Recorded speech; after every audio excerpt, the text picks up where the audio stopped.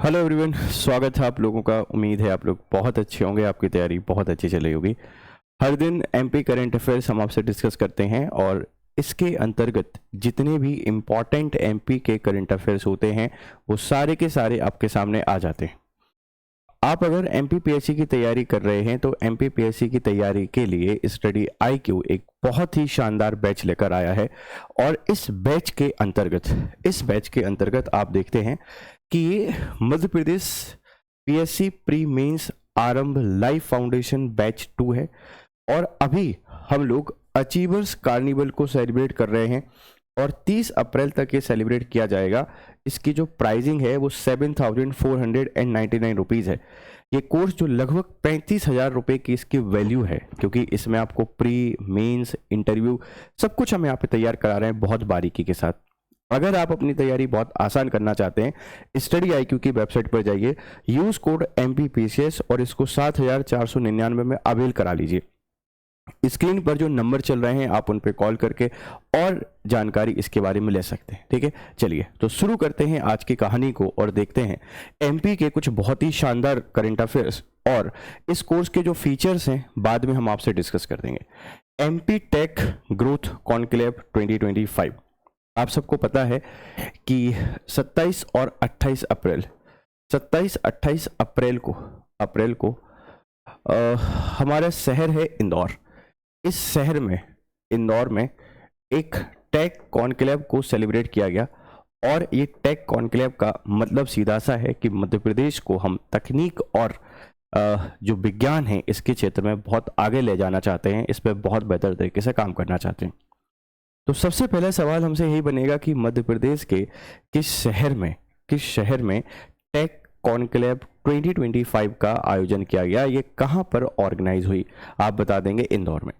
इससे पहले आप सबको पता होगा कि GIS ग्लोबल इन्वेस्टमेंट समिट हुई थी, ग्लोबल इन्वेस्टर समिट हुई थी और ये भोपाल में हुई थी फेब 2025 में। तो जितने भी इंपॉर्टेंट समिट्स हैं, जितने भी इंपॉर्टेंट कॉन्क्लेव हैं, वह आपको पता होना चाहिए, क्योंकि साल भर में बहुत कुछ होता है लेकिन जो इंपॉर्टेंट चीज़ें होती हैं काफ़ी कम होती हैं। अगर आप इनको अच्छे से याद कर लोगे तो पेपर के टाइम पे परेशान नहीं होना पड़ेगा। तो जो ग्लोबल टेक कॉन्क्लेव है, जैसे आप MP टेक कॉन्क्लेव के नाम से जान रहे हैं, 2025 का ये इंदौर शहर में आयोजित किया गया है, ध्यान रखिएगा। अगर आपसे कोई बात करे इस कॉन्क्लेव में क्या हुआ, तो जो हमारे CM है, इन CM के द्वारा बोला गया कि मध्य प्रदेश को सेमी कंडक्टर उद्योग का अगला प्रमुख केंद्र बनेगा। जो MP है, Madhya Pradesh will become the next major hub of semiconductor industry.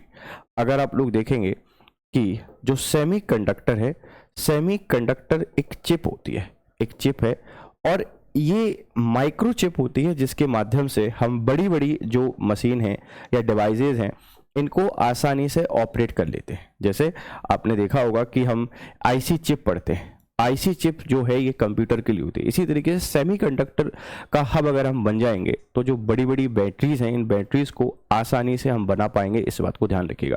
तो सेमीकंडक्टर का हब बनेगा मध्य प्रदेश, ये अनाउंसमेंट किया गया है इस कॉन्क्लेव में माननीय मुख्यमंत्री डॉक्टर मोहन यादव जी के द्वारा।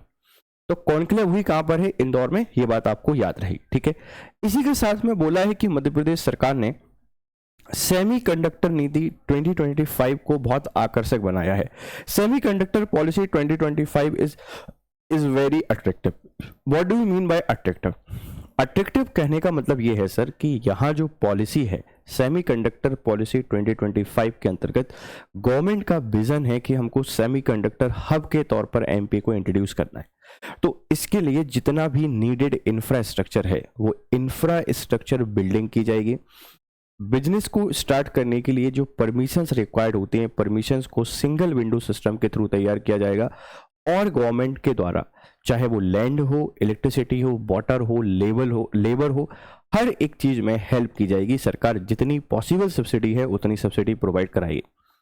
सर सरकार क्यों इंडस्ट्रियलाइजेशन पे इतना फोकस कर रही है? बेटा समझने की कोशिश कीजिए। इंडस्ट्रियलाइजेशन एक बहुत ही इंपॉर्टेंट प्रक्रिया है। औद्योगिकीकरण अगर हो जाता है तो हमारे समाज में व्याप्त सारी समस्याओं का समाधान आसानी से हो जाता है। देखिए, अगर इंडस्ट्री लगती है सबसे पहली चीज। तो प्राइमरी जो सेक्टर है उसको एक मार्केट मिल जाता है, और इंडस्ट्री जब डेवलप होती है तो किसी एरिया में इंफ्रा ऑटोमेटिकली डेवलप होने लगता है। इंफ्रा अगर डेवलप होगा तो एम्प्लॉयमेंट क्रिएशन होता है, रोजगार सृजन होगा। अगर रोजगार का सृजन होगा तो गरीबी, भुखमरी, स्वास्थ्य, शिक्षा, ये समस्याओं का समाधान हो जाएगा। अब इंडस्ट्री आपने लगा दी है तो प्रोडक्शन बढ़ेगा, प्रोडक्शन बढ़ेगा तो हम इसका एक्सपोर्ट करेंगे, सर्विस सेक्टर को काम करने को मिलेगा। तो इंडस्ट्री एक ऐसी व्यवस्था है जो एक साथ प्राइमरी, सेकेंडरी, टर्सरी तीनों सेक्टर की ग्रोथ के लिए इंपॉर्टेंट है। इससे एम्प्लॉयमेंट क्रिएशन होता है। बेरोजगारी आज के अनुसार सबसे बड़ी समस्या है और उसका समाधान इंडस्ट्रियलाइजेशन है, इस बात को ध्यान रखिएगा। तो हमारी जो सेमीकंडक्टर पॉलिसी है 2025, उसका पर्पस भी यही है कि हम प्रदेश को एक टेक्नोलॉजी हब के तौर पर डेवलप करें, इस बात को ध्यान रखना। ये कॉन्क्लेव हुआ कहां पर है? इंदौर में 27 और 28 ऑफ अप्रैल, ठीक है, ये डेट आपने याद रखना है।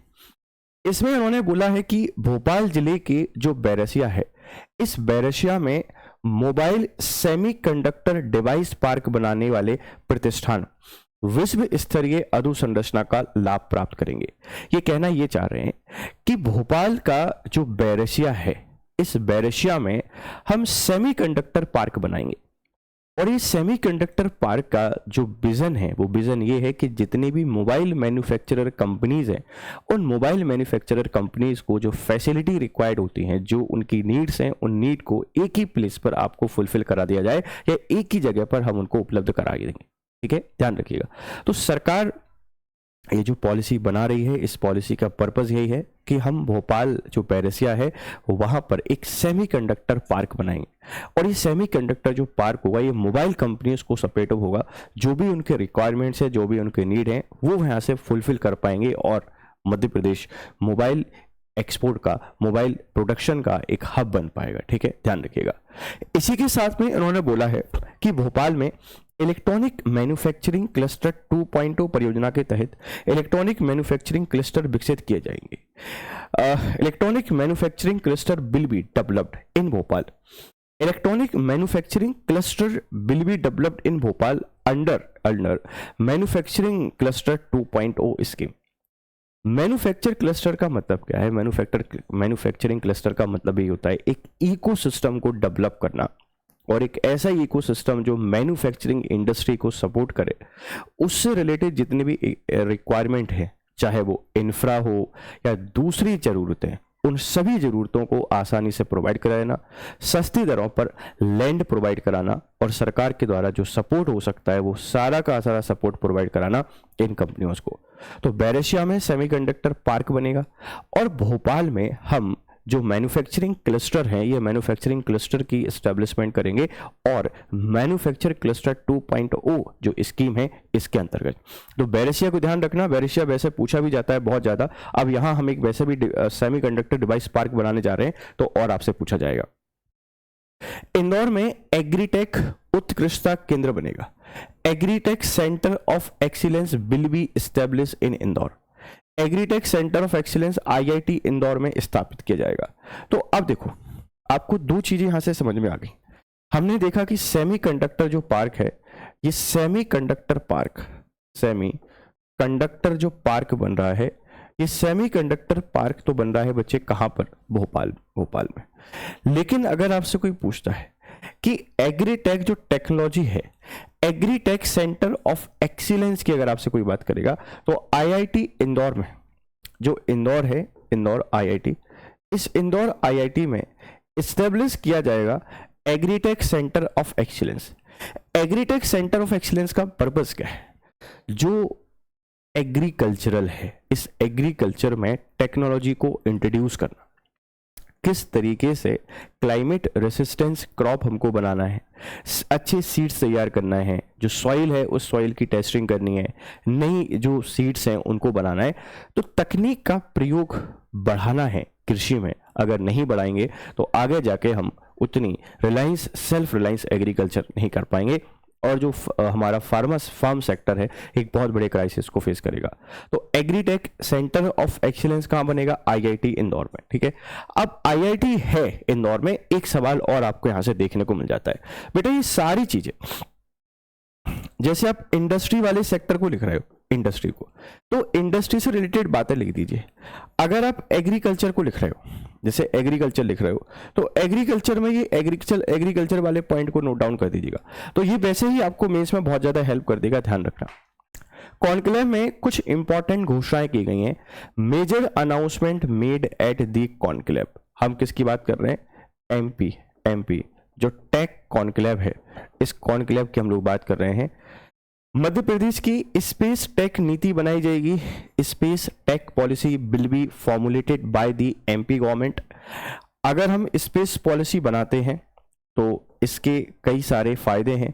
एक तो R&D बढ़ेगा, रिसर्च एंड डेवलपमेंट, इससे लोगों को एम्प्लॉयमेंट जनरेट होगा, और साइंस जो है, इस साइंस की फील्ड में हम बेहतर करेंगे और जो प्रॉब्लम है उन प्रॉब्लम के सॉल्यूशंस भी लेके आ पाएंगे। ये भी आपको पता होगा कि एमपी पहला स्टेट है, फर्स्ट स्टेट है जिसने अपनी स्पेस पॉलिसी डिजाइन की है। MP is the first state who made his state policy. तो पहला राज्य है जिसने अपनी स्टेट पॉलिसी बनाई है और वो है एमपी। इस बात को ध्यान रखिएगा। तो कभी कभार इस तरीके की चीजें भी हमसे पेपर में पूछी जाती हैं, ध्यान रखना। अगर आगे हम लोग बढ़ते हैं तो इसमें एक और चीज है, राज्य में साइबर सुरक्षा सेंटर ऑफ एक्सीलेंस की स्थापना की जाएगी। साइबर सुरक्षा centre of excellence, cyber security centre of excellence will be establish in the state. तो what do you mean by cyber सुरक्षा? Cyber fraud, cyber security, cyber threat एक बहुत बड़ा इशू है आज के समय पर। अगर हम cyber security centre of excellence को एस्टेब्लिश कर देते हैं स्टेट के अंतर्गत, आप इसको भोपाल में बना दीजिए, इंदौर में बना दीजिए, कहीं भी बना दीजिए, तो साइबर सिक्योरिटी के हब के तौर पर निकलेगा मध्य प्रदेश। जैसे अभी हम गुड़गांव की बात करते हैं, पुणे की बात करते हैं, या आप बेंगलोर की बात करते हैं, हो सकता है कि फिर साइबर सिक्योरिटी के तौर पर आप इंदौर या भोपाल की बात करें। अगर हमको अपॉर्चुनिटी मिल रही है और अगर हम उसमें काम कर सकते हैं और we have potential enough, then हमको बनाना चाहिए। और इंदौर या भोपाल को एक साइबर सिक्योरिटी हब के तौर पर डेवलप कर दीजिए कि पूरा भारत यहीं पे रहे। अगर पूरा भारत यहाँ रहेगा तो बड़ी बड़ी कंपनियां आएंगी, इंफ्रास्ट्रक्चर बिल्ड होगा, और यहीं से पूरी डेवलपमेंट की कहानी शुरू होती है। तो साइबर जो सिक्योरिटी एक्सीलेंस पार्क है, ये बनाया जाएगा मध्य प्रदेश में, इस बात को ध्यान रखिएगा। आगे हम आपसे बात करते हैं कृषि मेला। अनाउंस किया गया है मोहन यादव जी के द्वारा कि आगामी 3 मई को कृषि मेला आयोजित किया जा रहा है। An agriculture fair is being organized on 3rd May. प्रदेश में प्रति व्यक्ति आय 11,000 रुपए से बढ़कर 1,52,000 रुपए तक पहुंच चुकी है, ये अनाउंसमेंट किया गया। The per capita income in the state has increase from 11,000 to 1,52,000 rupees. तो सरकार कोशिश कर रही है, बेहतर प्रयास कर रही है कि जो राज्य के लोग हैं उनकी पर कैपिटा इनकम को बढ़ाया जाए। ठीक है, ये कुछ इंपॉर्टेंट करंट अफेयर्स था। हम इसमें और वैल्यू एडिशन करने का काम करेंगे, धीरे धीरे इसको और बेहतर बनाते जा रहे हैं। अगर आपको ऐसा लगता है कि क्लासेस आपको लाइव ही देखनी है, जैसे पिछले काफ़ी समय से हम रिकॉर्डेड डाल रहे हैं और जितना रिस्पॉन्स मैं एक्सपेक्ट कर रहा था रिकॉर्डेड में उतना नहीं आया है, तो अगर आपको लगता है कि रिकॉर्डेड के कारण आप इसको नहीं देख रहे हैं, लाइव देखना चाहते हैं, तो आप मुझे कमेंट बॉक्स में बता सकते हैं कि हाँ सर, हम इसको लाइव ही देखना चाहते हैं। अगर आपको लाइव चाहिए तो हम इसको ही लाइव कर देंगे। ठीक है, डेली DCA होता है हमारा 7 AM पर, आप इस बात को ध्यान रखिएगा। दिन में शुभम सर आपके लिए लूसेंट की सीरीज लेके आते हैं, आंसर राइटिंग की सीरीज लेके आते हैं, वैभव सर आपके लिए जो NCERT है वो चला रहे हैं। तो बहुत कुछ यहाँ आपको मिल रहा है आपके प्रिपरेशन को आसान बनाने के लिए। आप इस चैनल को सब्सक्राइब करें और अपने दोस्तों के साथ शेयर जरूर करें। ये हमारा जो बैच है, इस बैच के फीचर्स आप एक बार देख लीजिए कि आरंभ जो बैच लेकर आए हैं, इसमें एक बहुत ही इंटरेस्टिंग फीचर है कि 2 साल की वैलिडिटी आपको मिल रही है NCERT रिकॉर्डेड कोर्स की। अगर आप हमारा आरंभ बैच ज्वाइन करते हैं तो पूरा NCERT जिसकी प्राइस ही 3.5, 4 और 5 हज़ार के आसपास होती है, वह आपको 2 साल की वैलिडिटी के साथ मिल जाएगा। मतलब आप उसको 2 साल तक एक्सेस कर पाएंगे, इस बात को ध्यान रखिएगा। ठीक है प्यारे बच्चों, और साथ में क्या है, अगर आप इस प्रीलिम्स को क्वालिफाई करते हैं तो 100% फी रिफंड का प्रोविजन है। 100% आपकी फीस रिफंड कर दी जाएगी, इस बात को ध्यान रखिएगा।